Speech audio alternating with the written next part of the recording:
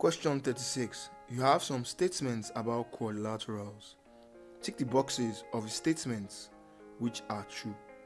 The first statement says, all rectangles are squares. This statement is not correct. That says all rectangles are squares. In other words, it's saying all rectangles are under squares.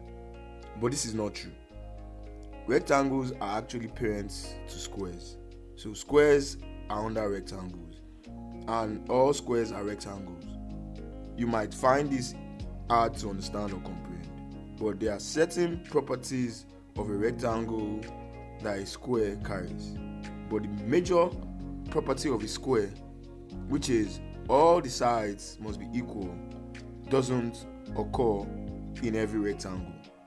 For a rectangle, the major properties are opposite sides must be equal and parallel, which is also present in squares. And also each of the interior angles is 90, which is also present in squares. So you see that the major properties of a rectangle also applies to a square. But the basic property or the main property of a square doesn't apply to all rectangles in quotes, because all sides of a square must be equal. But for a rectangle, all sides might not be equal. In most cases, you have the length which is longer than the breadth. But you can actually have a rectangle whose length is the same in length as its breadth. That means the length and the breadth are equal in length. And that rectangle is a square. To make this work easy, you can use Quadrilateral Hierarchy Diagram. If you can actually memorize this, you have at the top quadrilateral, giving birth to kite and trapezium. Then trapezium going further to give birth to parallelogram and isosceles trapezium. You might wonder what's isosceles trapezium. It's like a perfect trapezium that looks like this. These two sides are parallel and these two sides of the same length, thereby making this angle and this angle the same and this the same. That's an isosceles trapezium. You can do more research on it. We stopped at parallelogram and isosceles trapezium. Both gave birth to the rectangle. They both come to the rectangle and the rectangle to the square. Also, the parallelogram gave birth to the rhombus and the rhombus to the square. And note, the kite goes directly to the rhombus. Back to the question using this diagram. Saying all rectangles are squares is wrong. So how can you prove it with this diagram? Rectangles give birth to squares, not squares give birth to rectangles. Rectangle is like the parent to square.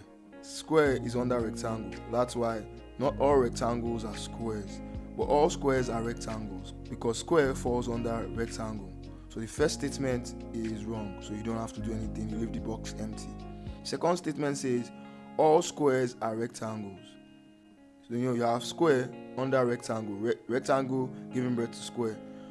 And since the rectangle is a parent to square, this statement is correct. So all squares are a form of rectangle where all the sides are equal.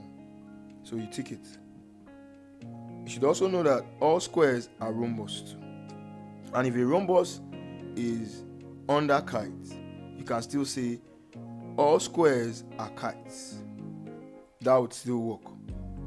Now the next question says all rhombuses are parallelograms. You have rhombuses here, it's under parallelogram, so this is also correct. All squares are rhombuses. You have square is under rhombus, so all squares are rhombuses, correct. Next one says all squares are not parallelogram. Square doesn't have a direct link to a parallelogram. The parallelogram is linked to a rectangle and also to a rhombus. Then the rhombus links to the square. So you can still say the square is under the parallelogram. Let's say we take it as the parallelogram were to be the grandparent and the rectangle and the rhombus were to be the parent of square. The square is still under the parallelogram. all squares are not parallelograms is wrong, because all squares are actually parallelograms. So we leave the box empty. We go to all kites are rhombuses. We go for kites and we go for rhombuses.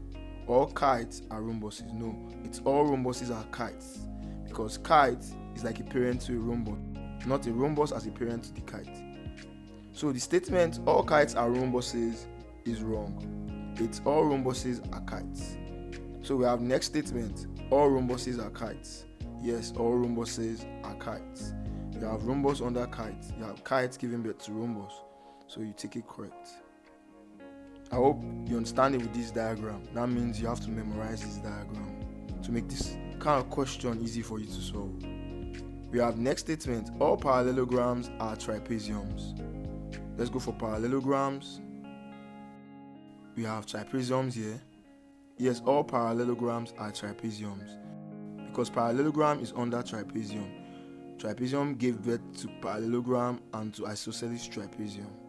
So this statement is correct. We have the next statement, all squares are trapeziums. All squares are trapeziums. Is there any link? You have a trapezium linked to a parallelogram, linked to a rectangle, and linked to a square. So square is still under trapezium. You can say as the grandparent. You can still go this way and still link it to a square. You can go from trapezium to isosceles trapezium to rectangle to square. So square going this route or this route, and also this route, that's going by trapezium, parallelogram, rhombus and square, shows that square is under trapezium. So all squares are trapeziums. Correct. The last question says all rectangles are kites. Let's go for rectangles and let's go for kites. All rectangles are kites.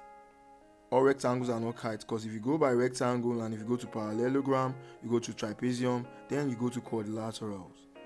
There's no direct link from kite to rectangle. You have kite going to rhombus going to square. So all rectangles are kites is a false statement, not true. So we leave it empty. Hope you understand.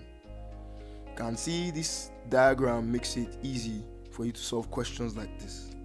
So it's best you memorize this diagram. Then you can apply to solve questions like this. Hope you understand.